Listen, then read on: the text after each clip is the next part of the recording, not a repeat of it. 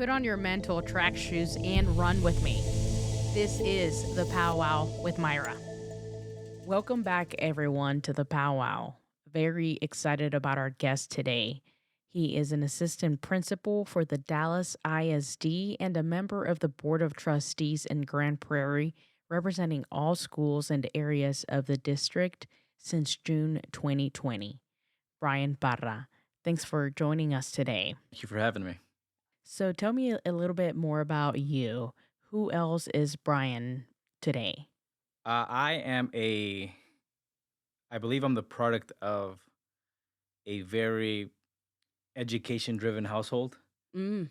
Um, I'm proud graduate South Grand Prairie High School, Texas A&M University. My mother always instilled the value of education and continuing to pursue an education. Became a teacher after my time at A&M. Um, Started my master's at Dallas Baptist University, and just this week got accepted at Texas A&M Commerce for a EDD in Educational Administration. Wow. Wow. Well, congratulations. Thank you. And so, I mean, you are literally like a great example for and exactly what you're doing leadership. You're continuing your education, you're part of it, you're giving back. So where did you grow up? So I'm a native New Yorker, born in New York, Oh, okay. moved to Grand Prairie 20 years ago. Very different. I thought I was going to leave Grand Prairie as soon as I was 18. I was going to move on back. Mm. Here I am. Wow. So what did you expect coming into Texas that you thought you were gonna have to go you were gonna go back? So everything that you can think of when you think about Texas, cowboys, hats. I thought that I was gonna legitimately have to take a horse to school. That was my impression of Texas. Yes, yes. Okay. And so when you finally came down here, what was your experience? I used to live in the city. I'm New York City, born in Queens, and I come down to Grand Prairie, Texas. There's cornfields. There's your normal days. By 8 p.m. the city's already shutting down. Uh, back in Queens, it was you were up at all times of the day, times of night. City never slept. Yeah, yeah. And I'm gonna just make this closer to you just so that okay, okay. So then but now you're here and is it easy for you to start kind of interacting and meeting people and kind of getting in love falling in love with Texas, you would say? So I Or how mentioned. was it? So I mentioned I thought that at 18 I was going to move back. Right. Um, that's not how it quite played out. As soon as I was 18, I ended up being accepted going to Texas A&M. So I was like, okay, go to Texas A&M, super country out in Yes. College Station. My first job after College Station, became a substitute teacher. Then that following fall, started teaching Texas history. So at that point, I was just like, I'm gonna stop planning things and just let go and let the Lord pick out the route that He wants me to go on. Ah, okay. Okay. So okay. Smart because you had goals, but it seems like things were just working out differently. Life has a uncanny way of telling you what road to take on. So why Texas A&M? Because I mean, you got accepted, but you must have applied. So what reasons? So first generation college student. My parents really couldn't help me out in that process.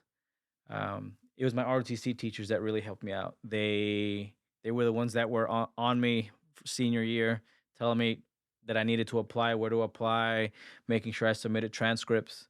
If it wasn't for them, I don't know what my senior year would have looked like. I only applied to two schools, Sam Houston State and A&M, Mm. and he told me A&M is the big leagues. So I joined the Corps cadets there at A&M, and the rest is history.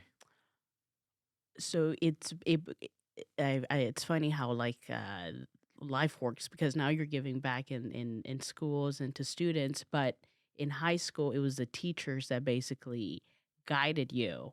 Would you say it's any student can do it without help, or would you say that it really helped you understand what you were doing and what you were getting yourself into? So this is my 10th year in education, and the reason I'm so passionate about it is because, in essence, you have to pay it forward every step of the way. Um, Whatever you can do to remove obstacles, remove barriers for students at any level, whether they're starting off in kindergarten, middle school. I used to teach middle school social studies, seventh and eighth grade.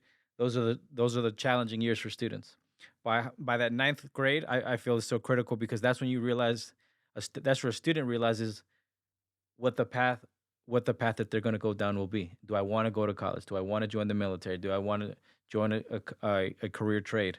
And mentorship and guidance is so critical, Mm. especially when you don't have those voices. When as a first generation kiddo, you have to find someone to help you along the way because it's I'm not saying it's impossible, but it's very difficult to do it if you don't know what steps to take. Mm.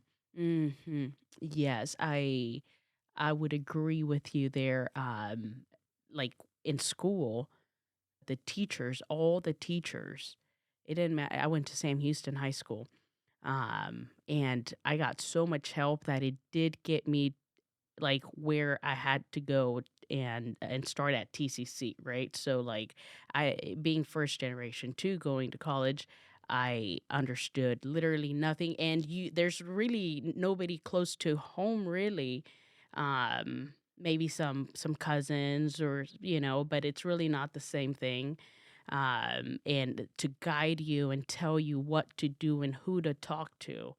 um, I never really thought about it, but that was critical. That was critical. And I love how you're paying it forward now. Too, but in a sense you have to also kind of seek for these for the answer to these questions, right? So in some sense, either somebody's going to push you or yourself. What would you say what drove you to, you know or let's backtrack a little. So, were you involved in high school in activities, or certain programs, extracurricular activities? I was ROTC in high school, all 4 years. Starting in ninth grade, my mom really didn't like the fact that I was in the program because she thought I was going to join the military afterward. Okay. Um, Found my niche, um, Okay. the opportunity just to build leadership. That's what really ended up uh, allowing me to pick A&M because I wanted to take it to the next level, to really challenge myself to see um, where I had gotten by the time I was a 12th grader. Could I challenge myself with other students that were arriving at A&M? And where do you think that like what inspired you, or who inspired you, like, because I feel like that it's you may want to sometimes you may think, well, yeah, of course, you would want to think that way. That's smart. That's what smart kids do. But that's not what everybody does, and everybody's smart, right? So what is it that maybe drove you or inspired you? I would have to say it was my mom. My mom really is the one that instilled that your education is what's ultimately going to get you to where you need to be. I was driven, but I lacked direction. Mm, I think is the biggest thing. A lot of people, a lot of students, they are driven, but they need someone to help them provide that direction. direction. Yes, yes, because without it, I mean, it kind of scrambling. You're a car without destination. Yes. Right, right. So you're in this program, you're getting help from your teachers, and as a friend, who's Brian in high school? Because I agree, like, as a teen, those teen years are such crucial time of development for kids, for all of us, right? So for you, where were you at that point in time? I Who was think Brian I think being as a friend? exposed to that ROTC program, I probably met some of my best friends there. Mm. You really develop a lot of those soft skills: how to interact with people, how to work as a team, how to communicate, how to plan. I think it's critical to expose students and kids to those opportunities so that they can develop. You often think as a high school student, oh, they're just kids being kids. I think you have to be intentional with what you're exposing your kids to because Once they're 18, you're off into the real world, and you have jobs already expecting you to have these skills at entry level positions. Mhm. Mhm. Right, right. And for fun, what is it that you did with your friends? Woo, we a lot of sports, softball on the weekends, hanging out at the mall, um, movies. Movies. Yeah, yeah. It was a phone a thing back in. Was it? I'm trying to think. I think that's when unlimited text messages came out. I Okay. think I ran up a text message bill one time to the tune of $300. Oh my goodness! I think text messages were 10 cents, 10 cents each one way. One way, right. I learned that lesson the hard way. Okay. Would you say that did were you that you would get in trouble much, or you wouldn't really get in trouble much? What would you say? I was a really nerdy kid back in middle school, high school. Okay. Really didn't take too many risks out there. Okay. Not so Yeah. much. Not so much. So and as far as family goes, how was your household growing up? How was it in there? Was Did you have any siblings? I'm the oldest of two. Okay. Um, 4 years older than my brother. Um, I think as the firstborn, there was that high expectations, um, and my Mm. parents always held me accountable every step of the way. Mm. Mhm. Did you feel some sense of responsibility for your younger siblings? Like, did you personally feel that? Absolutely, it was my job to really set the example, to really guide him, to show him or help him avoid some of the struggles that I may have faced. What would you say? What were one of the key things or things that your teachers helped you with prepare as you were preparing to leave high school and hit the real world? What would you say some of the key things? I have some teachers that really left a an everlasting impact. The ones that truly cared about the profession, the ones that truly cared about students. Those are the ones I still talk to today. Mm. I tell them all the time, "You are the reason I am in education. Your impact on me is the same impact that I wanna leave on students." And what were some of those impacts? Would you say? I think the simple act of believing in a student and taking personal interest, being there at those milestones, I would invite them back to my grad some of them came back for my A&M graduation, um, and I still work with them, some of them to this day. Mm. So after going after high school, you go to Texas A&M, and what are some of the first challenges you encounter that maybe you just didn't expect? So they don't tell you the truth about the Corps of Cadets at A&M until you get there. Oh yeah. They painted all sunshines and rainbows. I had no idea what I got myself into when I went down to A&M. I think part of the lack of understanding. The first time I was at A&M, I had already been accepted. I was down there for new student conference. Was the first time I set foot on campus. I think I like the fact that I hadn't visited because had I gone down, I probably wouldn't have gone to A&M. It was very country, more country than I was used to. And if you're comparing Austin and College Station, you're comparing a city and the country. I would have probably gone to Austin. I don't tell many people that, but I'm glad it played out the way that it did. Like a Because blind date. That perfect example. It's truly a blind date. I said when I moved to Texas, I was like, I will never wear cowboy boots. I'll never wear a cowboy hat. Yep, And wrong. wrong, right? Yeah, yeah. I'm like, wrong. I've seen those pictures.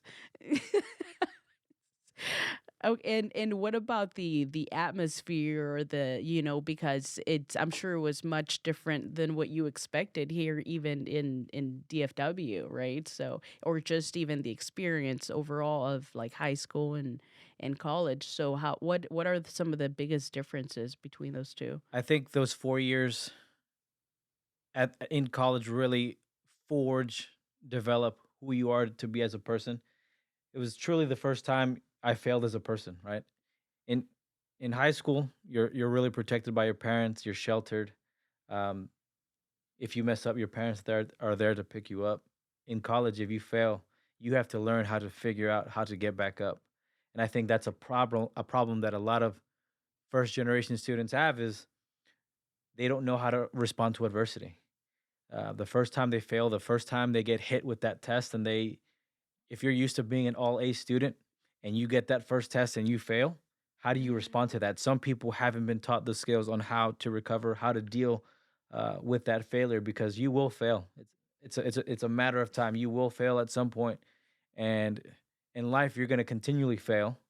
But the important part is making sure that you dust yourself off and keep on moving forward. Yes, yes. So that is so true. And I'd never really I know you studied, was it race?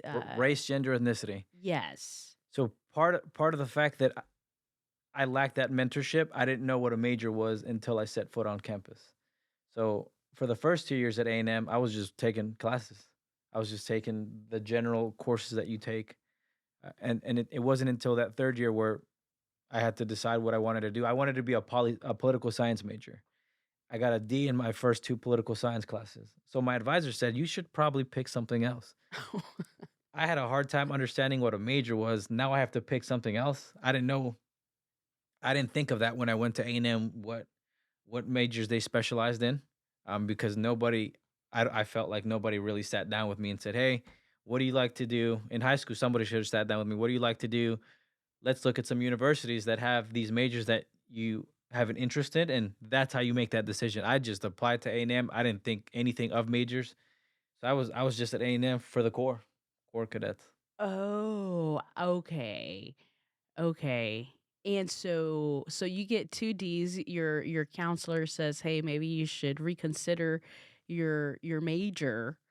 And so who do you go to? What do you do, or to figure it out? So by my third year at A&M, I had to sit down with a counselor, and that's where I got into the university studies program, which is sort of a pick your own degree plan. You put some classes together. So we took a look at the classes I had taken up to that point. I had a bunch of history classes, geography classes, Spanish classes, um, race, gender, ethnicity courses, and we kind of picked a concentration with two minors. So my concentration, race, gender, ethnicity, with a minor, quote unquote, Spanish and geography. Some people use it strategically. I just needed to get out of A&M as fast as possible because at that point I was already in year 3 of college and still didn't know what I was gonna do. Oh, it did that in some sense kind of, like, eat you in, like, not knowing what to do before you sat down, like, or did you even think about it? How did you what I was going through your mind? So I remember the first day or the first time I went to A&M was new student conference. That's when you have to register for your courses. I sat in that computer lab and I was lost for 3 hours. I sat in that room. I didn't know what courses to pick. I didn't know what major I was gonna, and I sat there lost. My parents, they dropped me off in College Station and left back to Grand Prairie, and I sat in that computer lab for 3 hours completely lost. I felt out of place. I felt like I didn't belong. I wondered why didn't anybody prepare me for this? So finally someone came over, just picked some courses for me, and that's how I started my first year. Oh, stop. Wow. Just randomly picked some and then Yes. you start. Yes. And funny enough, when you're trying to figure out what it is that you wanna do, like, part of those courses, it's really what started your path there. And when you and your counselor are looking at the classes you've taken, it kinda led you to that Mhm. degree. And so tell me a little bit about that degree. Like, what were some of the exciting findings you stuck with you? So history was always my favorite subject. History, anything dealing with geography.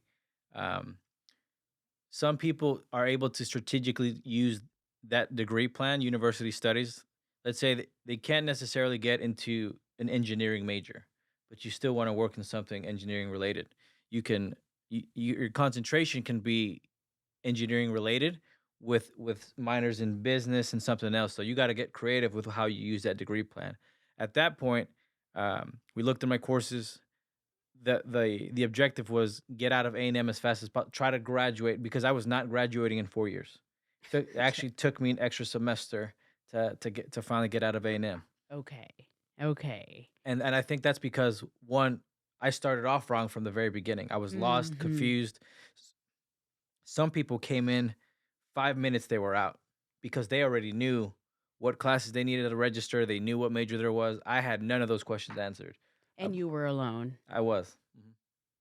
Oh, wow. And wow, see that's drive right there because you're doing it regardless. Talk about facing adversity, right? Because what some people may have said, "No, this is just not for me. I feel out of place. This is not for me." Turn back around, come back home and, get yourself a job to pay the bills. But you stayed and you went to these classes that you didn't even pick yourself, and you know what I mean.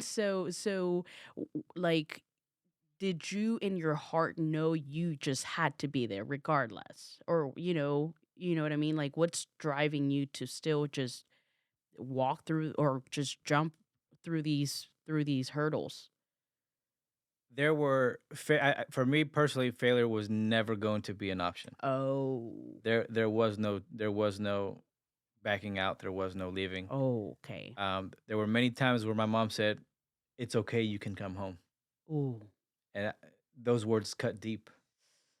And I had to make it out one way or the other. What does that self-talk look like for you? It's a lot of reflection because there's a lot of people counting on you at home.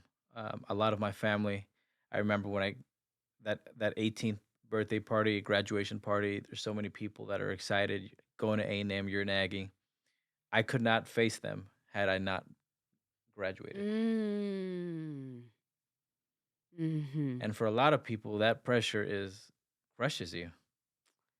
You know, those are some deep values and principles that you carry with you, which is, I think, from what I'm seeing is that they propel you. I mean, there's just no room for for giving up, I guess.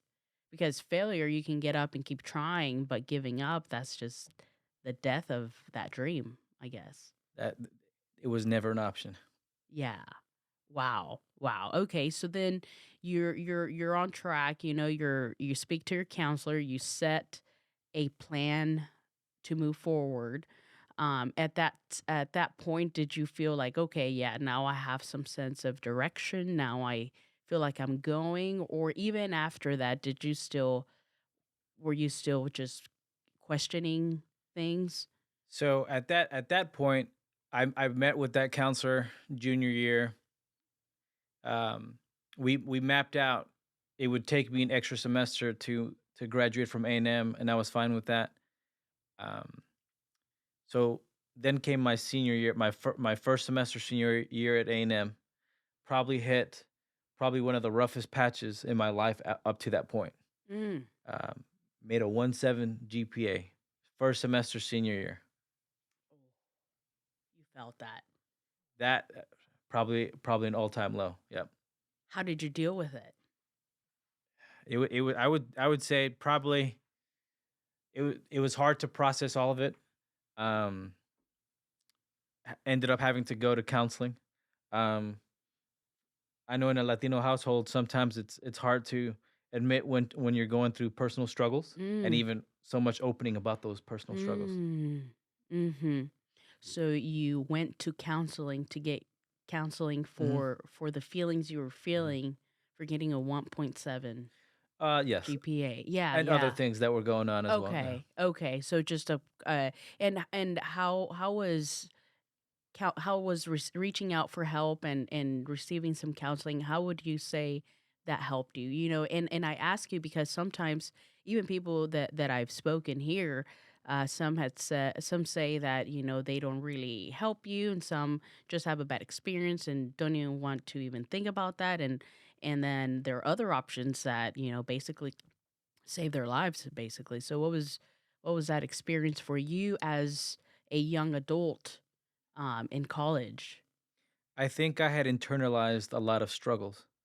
Um, so think of it this way: think of a Coke bottle. Imagining shaking that Coke bottle and everything exploding out, Oh, and okay. that's what it was like. I think that time that I spent with a counselor, a lot of it was just one acknowledging and recognizing the emotions that you were going through, Mm. thinking about the thought process of what triggers it, what gets you in that moment, and then building the steps on, okay, this is what you're feeling. This is how you process that. Okay, so it's almost like a sense of direction for your own Yes, feelings. Okay. Yeah. Yeah. Do you still find that helpful in today's everyday life on how to process uh like feelings, or does that still help you today, would you say? I think it built a framework of how to move forward. Okay. Um, Definitely able to process things a lot better. Really take a step back when you need to. Okay, what upset me, and then ultimately, if there is an X factor of something that's really bothering you, removing yourself from that situation. Sometimes it's okay to remove yourself from bad situations, bad Mm. energy. Mhm. I love the fact that you're saying that, and like you mentioned earlier, like failure is just not an option, right? And um like the way I've learned to reframe the term failure for myself, because I think I heard it once. It was like the word failure is just a word, right? It's always a win-win, because either on whatever it is that you want to do, right? So either you try something and you get what you intended to, or you learn something. And sometimes people get stuck on the failure part, that I didn't get what I wanted to get. But it's really, you didn't get it because you had to learn something. So if you focus too much on, I didn't get what you don't have, it's more so, what did you learn, right? So there's always a lesson. And so just thinking about that real quick, you mentioned you were going through a rough path, and like you took something out of that rough path, which it was a framework of how to process emotions, which, they're bound to happen. So I just wanted to make that quick note real quick, because I think it's very impressive, and just kind of seeing those gems in these conversations every time, that with anything that seems to be rough or dark or, you know, chaotic, is that just working it through, whatever, however it feels right, there's usually something to learn from. Absolutely. I think you mentioned when people hit failure, how do you respond? They either turn away or you figure out another route around it. Exactly. And then that's where the whole lesson, and then things just, like, the failures don't get necessarily harder or easier. It's just that you become better as a person, because they're going to come regardless.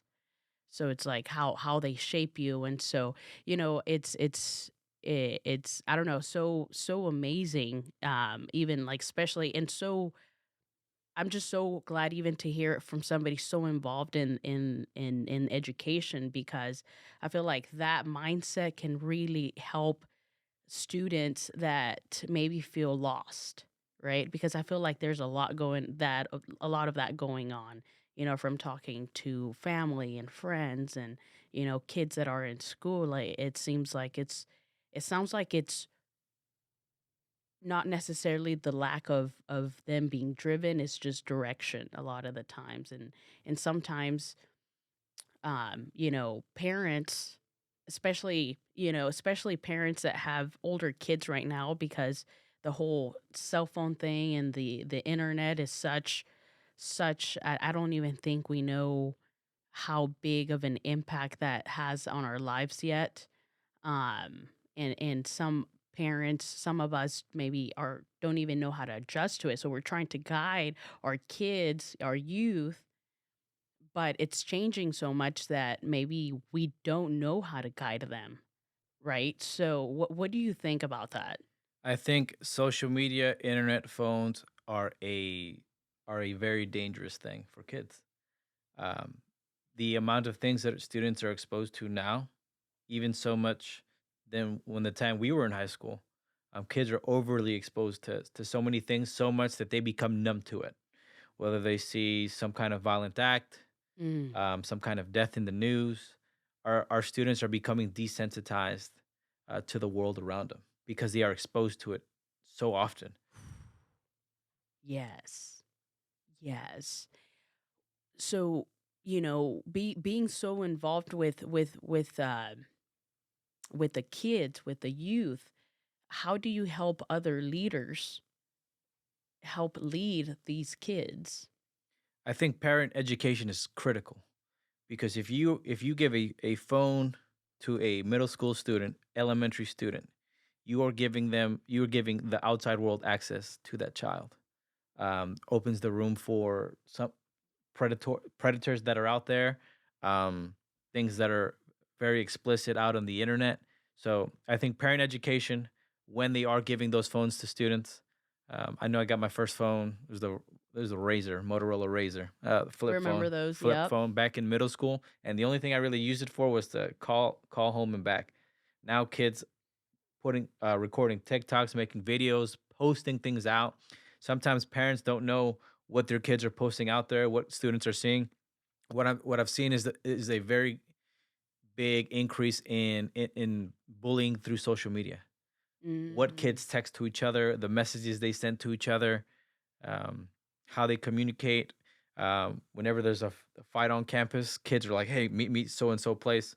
Um, it has greatly increased what kids are exposed to and the dangers that come along with it. Mm.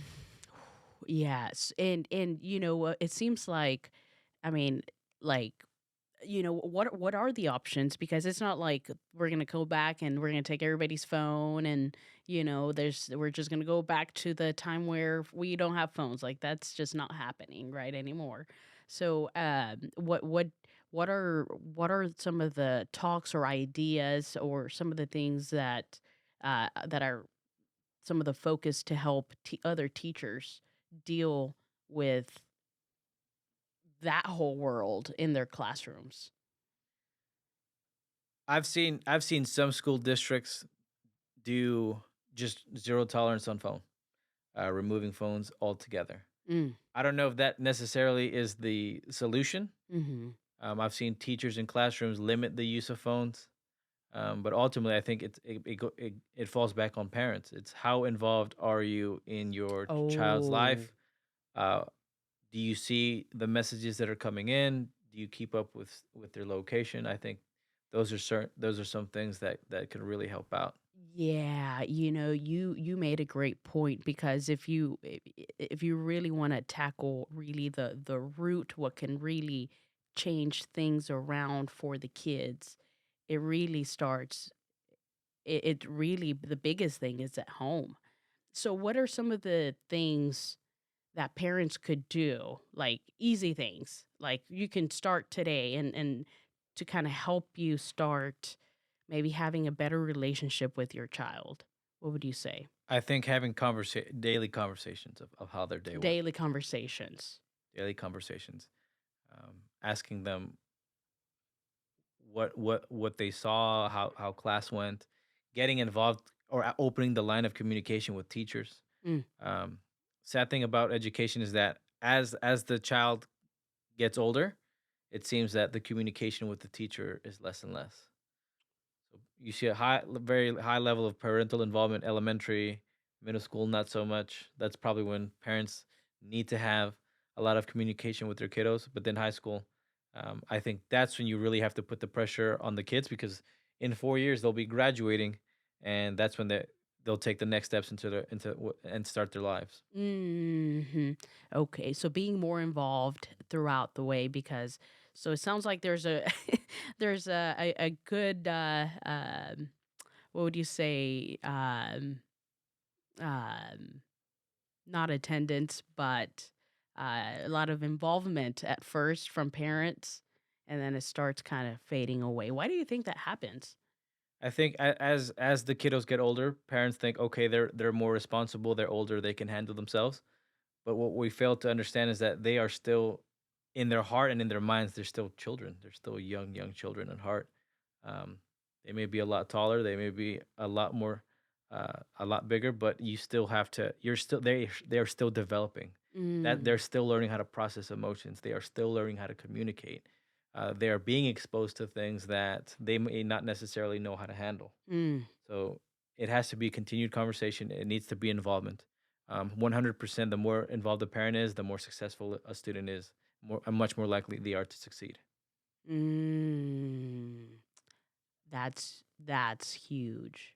I would say, like, repeat on that because we all want our kids to succeed, right? But maybe all of us don't know what to do to help our kids succeed, right? And I talk to, sometimes with other moms or other parents, and sometimes they don't know what to do. They think like a lot of things. A lot of the things that I hear is, oh well, I want to. I'm telling them they have everything. I give them everything, and they have our support. I give them all these options, but they still seem. I don't know what to do to get them over that hump. So so what do you think?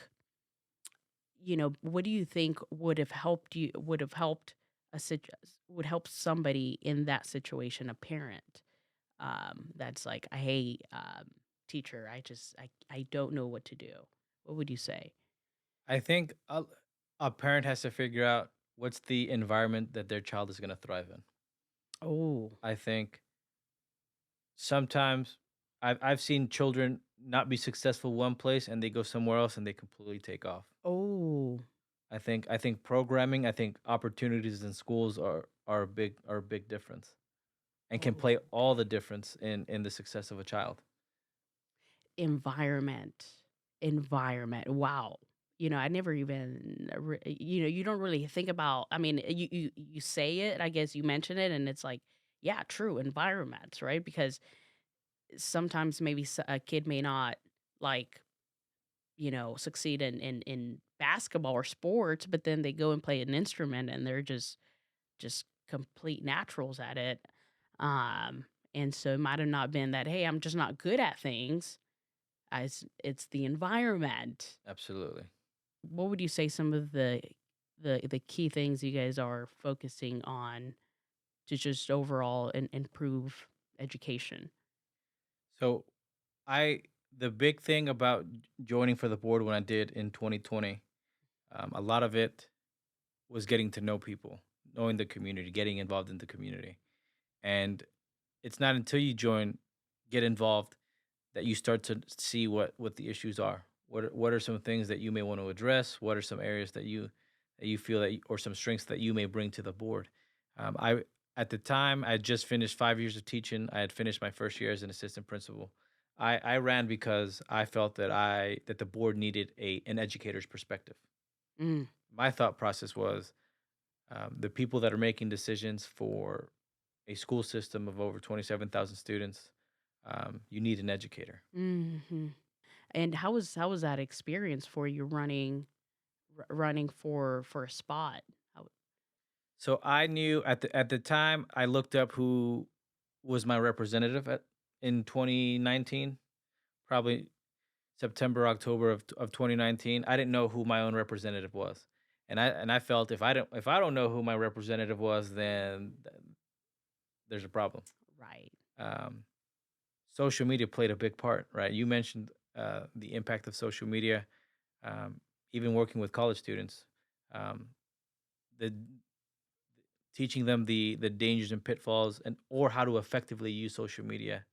Because for me, you need to use social media as a branding tool.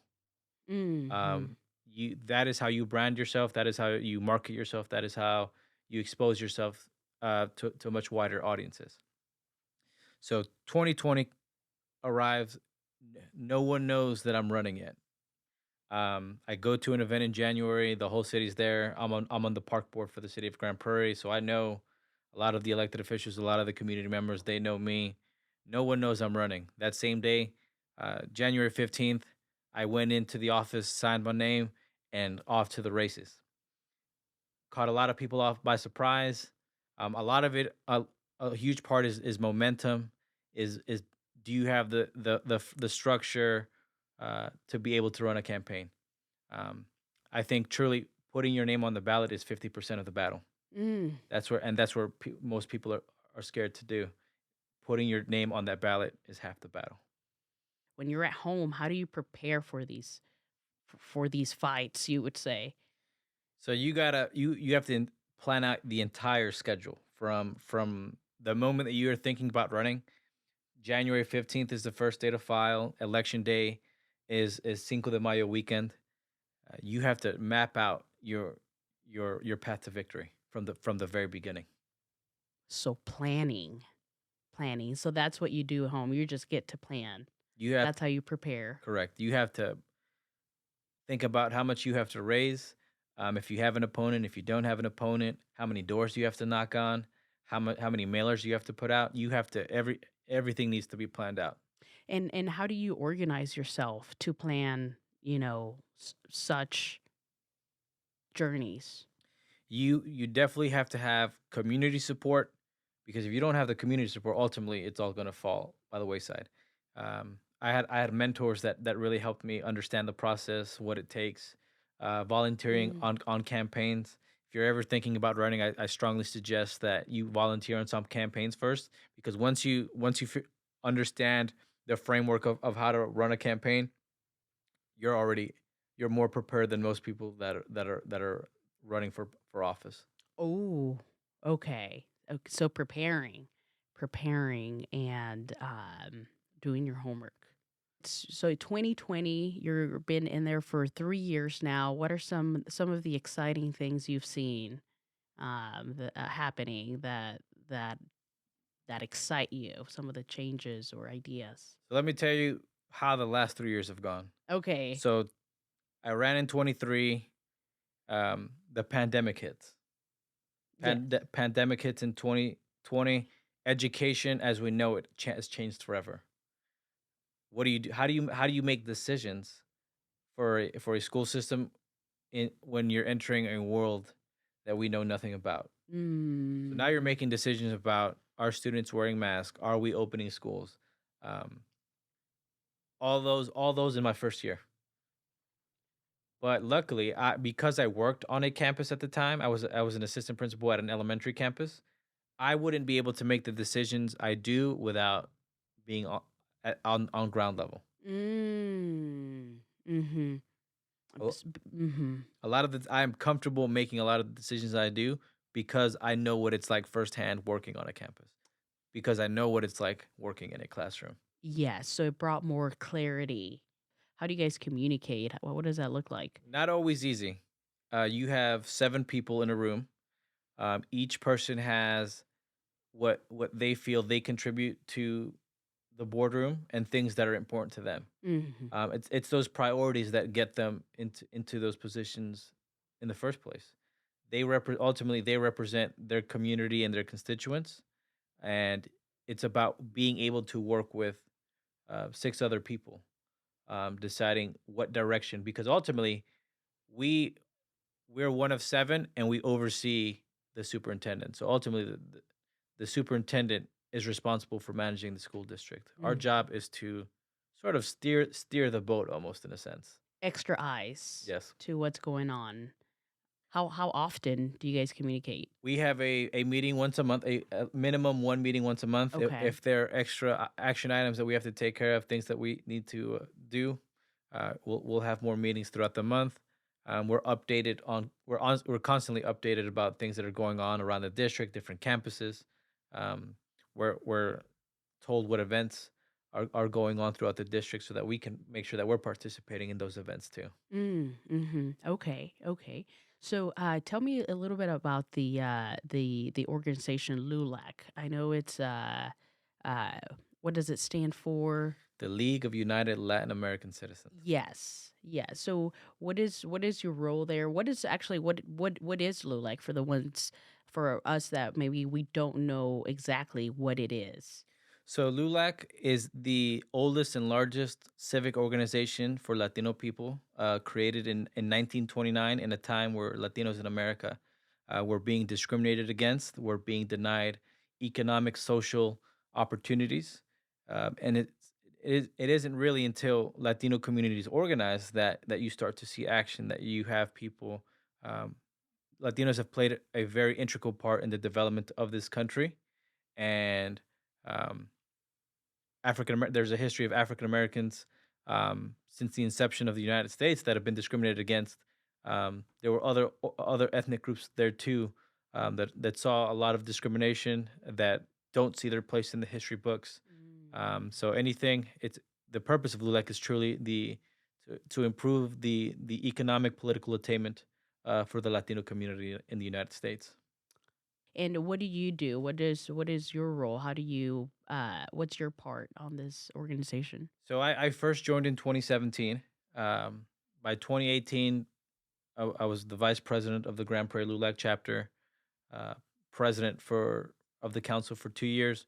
Um, During the pandemic, 2021, I became the district director. So when I first started, I was focused at the Grand Prairie LULAC chapter. Um, I moved up, so now I oversaw the different LULAC chapters within the North Texas area. So Mm. each of them have their own specific focus. Some are more education based, some are more um, voter education based, voter registration based. It's all about what that community feels the needs are. Okay, that makes sense. That makes sense. Wow, that is, even for me, I didn't really know so much about it or that it was different focus based depending on the needs. Actually, the very first council was created in Texas. You have councils all throughout the United States. Okay, okay, very that's interesting. I'm interested. That's cool. So are you part of any other organizations? I think there was one more that I read. So I was also involved. I'm a fraternity Omega Delta Phi. I used to oversee local chapters of fraternity brothers in different campuses in the North Texas area. Okay, okay, very cool. Now, also you're currently your current role is you're an assistant principal in the Dallas ISD. And how long have you been there? So I've worked education 10 years, taught for 5. This is my 5th year as an assistant principal. Did you choose Dallas ISD for a particular reason or? I was By the time I was done with my 5th year of teaching, I was applying everywhere. Okay, okay. Fort Worth ISD, Dallas ISD, Irving ISD, wherever I could land. Whatever land first. And how what's your experience so far there? I look at myself 5 years ago, and I can't believe the amount of growth and development that I've partaken in the last 5 years. How so? Um, Being able to jump from different levels. I taught middle school for 5 years. I did elementary for 2 years. Now this is my 3rd year at high school. People ask me all the time, what's your favorite? And I tell them, I love my kids. I love my kids at whatever level they're at. Um, Mm. I'm a firm believer that iron sharpens iron. So surrounding yourself with driven people, people that are ambitious, other educators that are driven, that are going back to school. That's part of the reason why I'm going back to school, because you surround yourself with people that are going back. Eventually, you don't want to be the person left out. Mm. The environments you're in. Absolutely. Yes, yes. Okay. And so what are some of the exciting things going on in at your school right now? So last year, state champions in basketball. We're currently celebrating Hispanic Heritage Month this year. helping students understand the misconceptions that just because you're brown in Texas doesn't mean you're Mexican. Understanding that there are different there's different representation all over the place. Right. Students assume I'm Mexican. No, I'm Colombian. There are other parts. We're part of a much larger umbrella. And it's kind of bringing light to all that for sure. And so how is it like working with the current principal that you're with? So every single principal that I've worked with, you take something from every single person. Yes. You have to learn what a good leader looks like, what a not so good leader looks like, and truly as because I'm my next step is a principal. That's what I'm looking for now. I hope to have the privilege to call it a campus one day my own. Mm. Um, Normally, you need about 3 years as an assistant principal.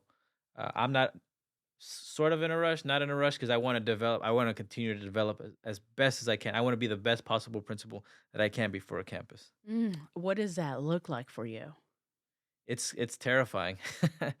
It is just the thought of your own campus because ultimately a campus can make or break with a principal.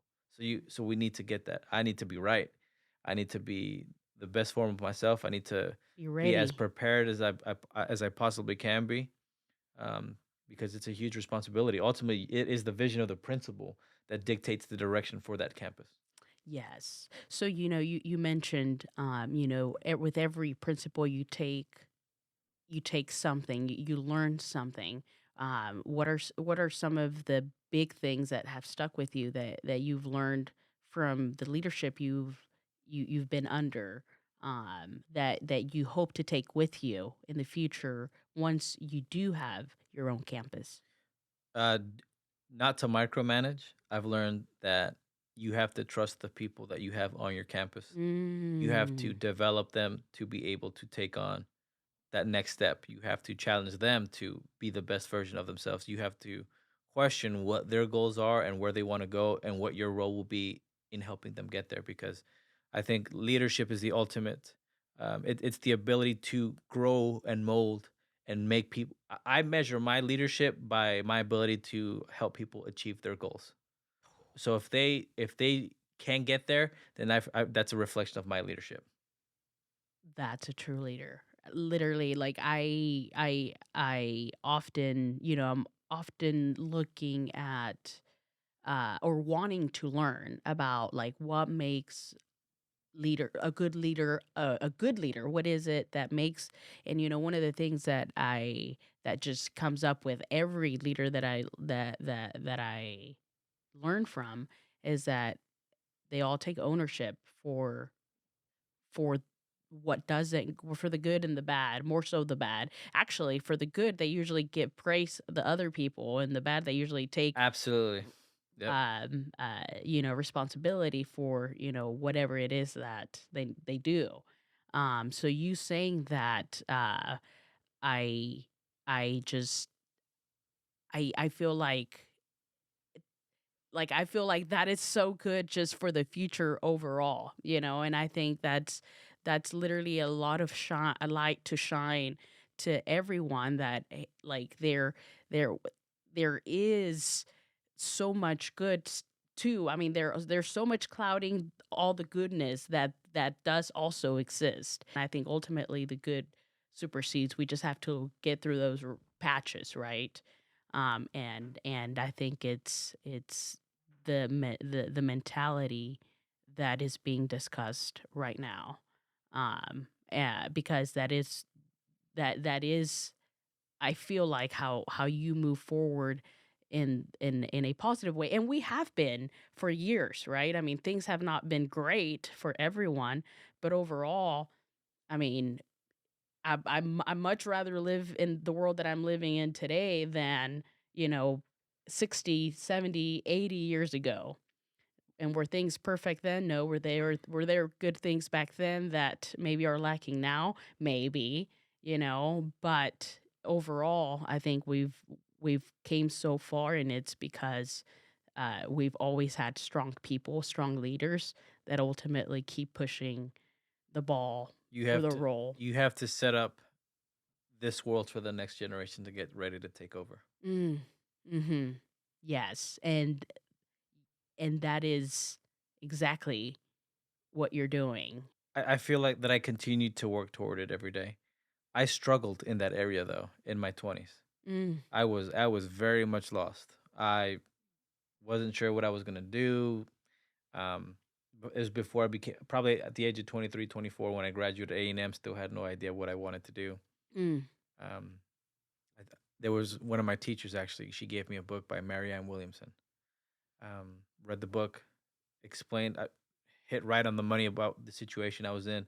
That you may not have all the questions answered now. That you may not have your purpose now, but you need to you one surround yourself with good people. Surround yourself with good people. Get involved in your community, because as I've learned, I don't plan everything out for myself. I kind of just opportunities open and doors open, and you kind of just walk through.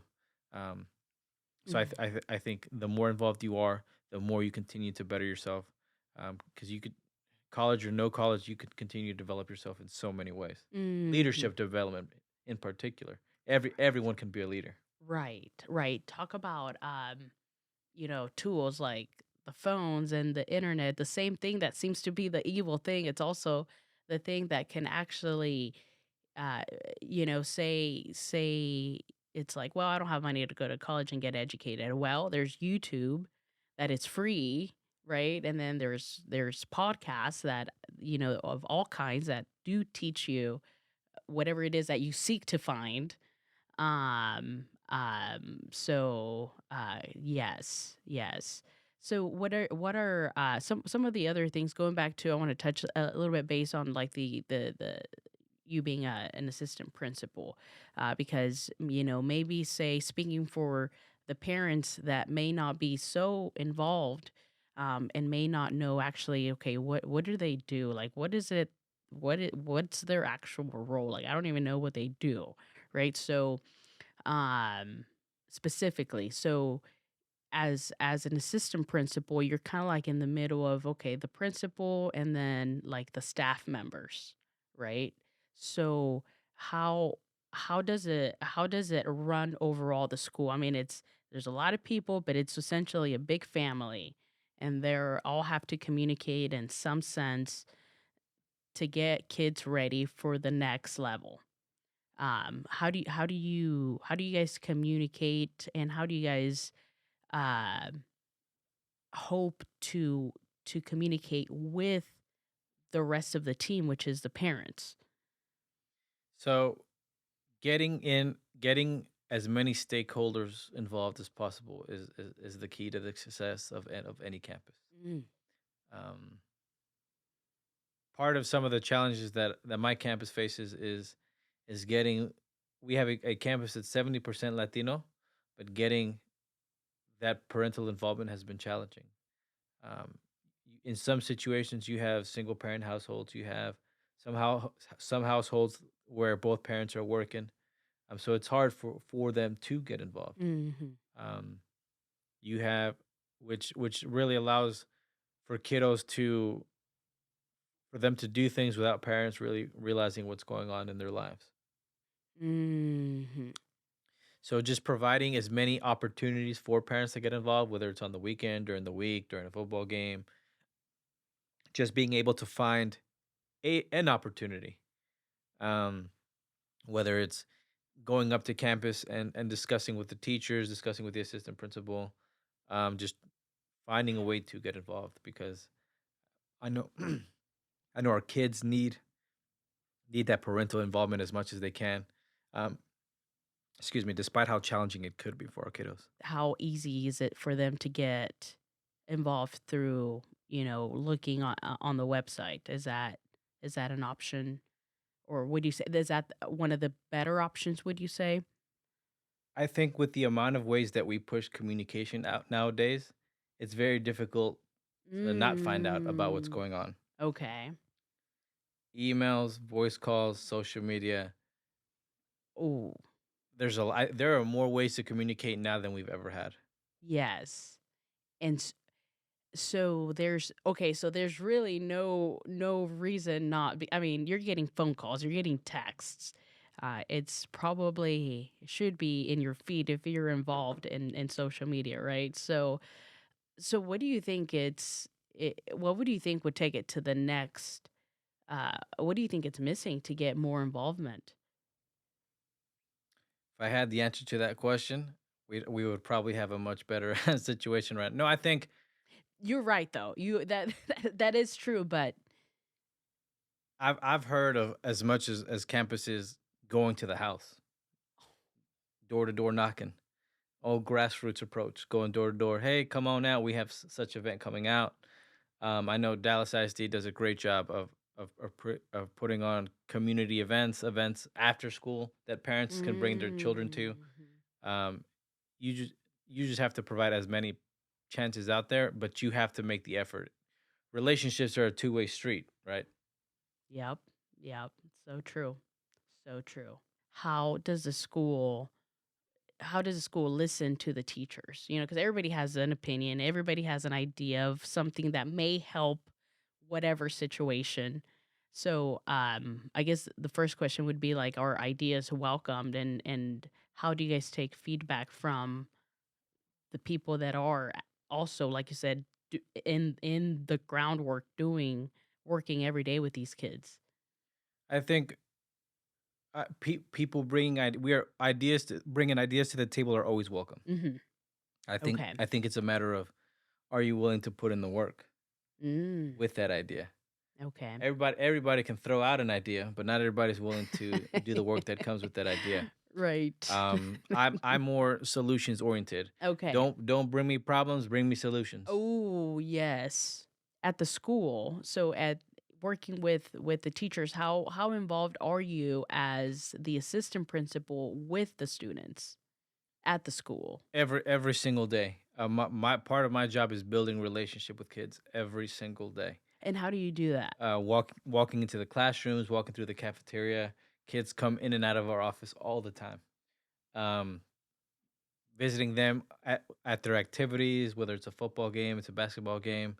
Because when I made the jump from elementary to high school, I my first day, the kids were like twice as tall as I was. I was like, man, how am I gonna tell these kiddos what to do?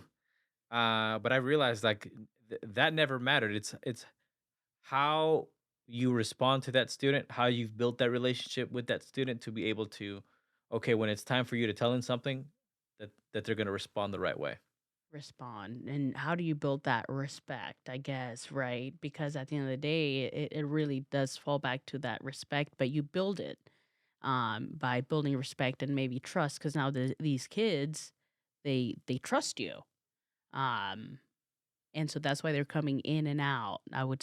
Would you say It's funny because I'd say kids shouldn't love going to the assistant principal's office, but they love stopping by. that says a lot? That says a lot.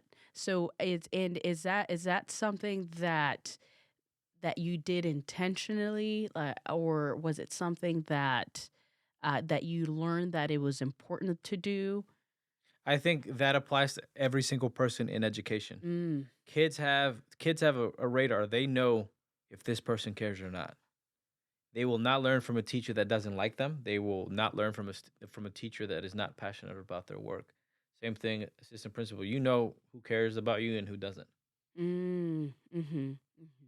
Okay, okay. So, and would you say that being a teacher really helped you kind of also get those skills of building a relationship with kids? Because like kids are in their own kind of world, especially around that those ages, right? So it's like um building a relationship with kids sometimes maybe an art, because the kid is also like they're, especially when they're younger, right? Like they have almost like no filter. You either win them over or you don't. You Number one, don't. you have to make yourself seem human. You have to let them know who you are, your interest, things you like. There's so much more willing to relate to you when you open up about certain things. I'm not saying say everything, Mhm. but you let them know what you're into, um, because kids can pick up on peep or teachers' purpose in that classroom. Mhm. Students know if a teacher's passionate about their subject.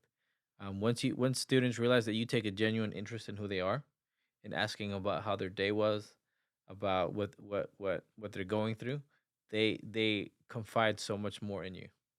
So when it's Mm. don't be afraid to get to know students.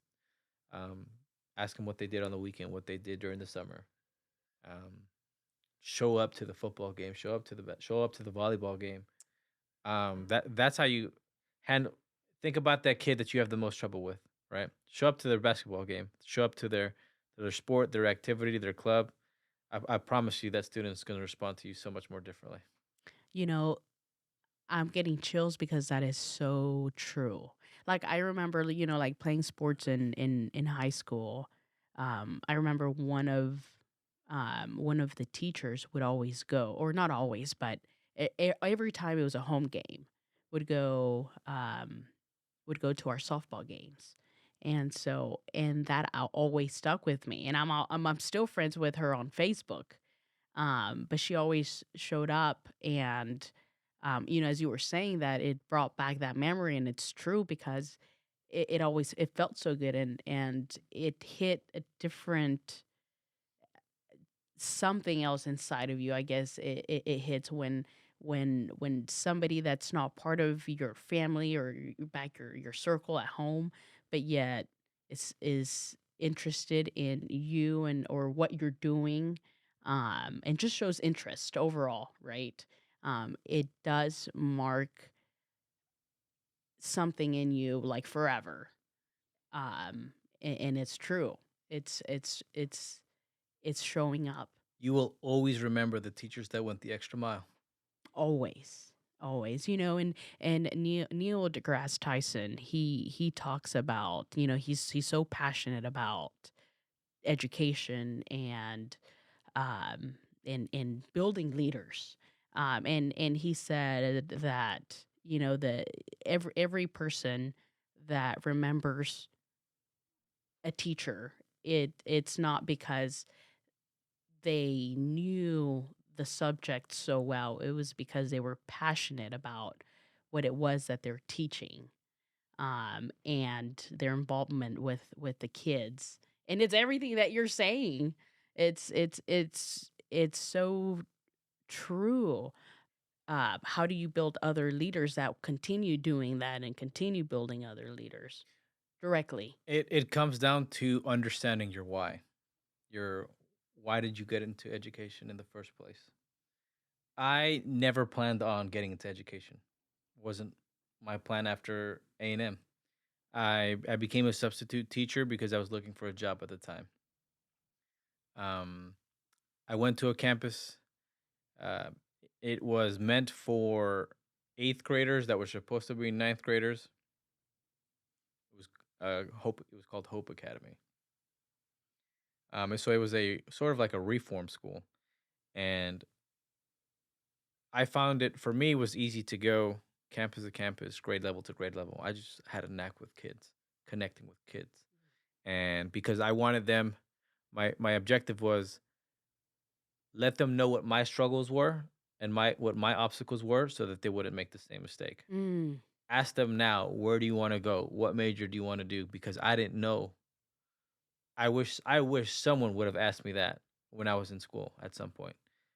So if I was able to go in and ask them what they were thinking about, um, you plant the seed because you nurture that seed and it'll eventually grow up and develop. Um, Mm. so back to the why. I had a student walk up to me. It was a Hispanic male student. He walked up to me. I shook his hand. Welcome to class. He said, "Finally, wow, it's a teacher that looks like me." And I think that was the single most defining moment in my entire career, my entire life, is the moment, wow, it's a teacher. At that moment, I looked at the demographics for Latino males in education. It's abysmal.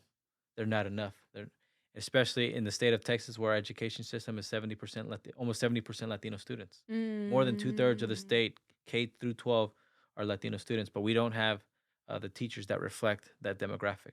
Latinas, Latinos, there's not enough. So you ask yourself, what are the obstacles that are impeding our students from pursuing those jobs? So for me, it's understanding your why. That is my why every single day. Um, if I can develop leaders behind me, if I can develop students, if I can help them remove those barriers, those obstacles. If I tell them, if I did it, I know you can do it every single step of the way. Because I think I wasn't the smartest student in the room, but you better darn well be the hardest working person in the room. Mhm. It's the effort. It's the effort. Wow, that's th- that that was such a great answer because you're basically always kind of like you're aware of your why, and your why is it's helping you find the questions that help other people find their answers. Does If that sound about? if you can't relate to your why, then you probably shouldn't be into in the profession. Mm, right off the bat? Are you in the right environment? Yes. Yes. Okay. So I know it for the future. You hope you're working towards maybe becoming a principal, having your own campus. That's a road within its own. Do you have like an ultimate goal of okay, this is where ideally like this that down the road, this is where I want to go after becoming having my own campus. I tell people all the time when they ask me that, what's your ultimate goal? I tell people president of the United States. And I say that because if your dreams aren't Mm. out there, if your dreams aren't out of this world, then you're not dreaming big enough. Uh, if I ask myself 5 years ago, Brian, do you imagine being where you are today? No way. Assistant principal, about to pursue a doctorate degree. I would have never believed it. So for everybody, my thing is make sure set your goals high. Make them out of reach because you're going to continually work toward them.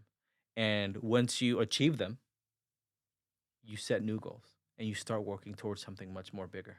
Mm. I love that. I love that. So, um, every episode I end it with three questions or two questions. The first one is, what is the greatest piece of advice you've received? The greatest piece of advice that I've ever received. I would have to say probably my mom. I'm gonna reference my mom here is don't stop moving. Don't stop moving. Whatever it is, keep going, work at it. You fall, get back up, dust yourself off, keep moving. Keep moving. The second question is, what is your personal definition of happiness? That's that is a great question because I've had to redefine that in different stages of my life. What I thought I defined happiness 5 years ago, 10 years ago is very much different. So what I define as happiness is one, am I working in a job that I love? It is, do I do the things that I love to do? Am I okay with myself? I used to struggle with um, not being not being where I thought I needed to be, Mm. and that I think it was a downfall of or a flip side of that ambition. It's like you never are where you need to be, and that made me miserable because I Mm. felt like I was always chasing something and I was never where I needed to be. Now I'm okay with where I'm at. I recognize that there's things that I need to accomplish, but I think taking care of yourself adds to your happiness. Doing what you love to do, um, finding a hobby, doing what you partake in, and going out. Um, my personal happiness is, despite all everything that I'm working on and things like that, my happiness is critical and vital because if you aren't happy, if you aren't taking care of yourself, if you aren't taking a step back to take care of your body, your mind, your spirit, nothing else matters. can't take care of anything else. I love that. All right, Brian. Well, thank you so much for being here and sharing us a bit of your world and what you do and how you're impacting the community. I think we got a very good snapshot that we are in good hands.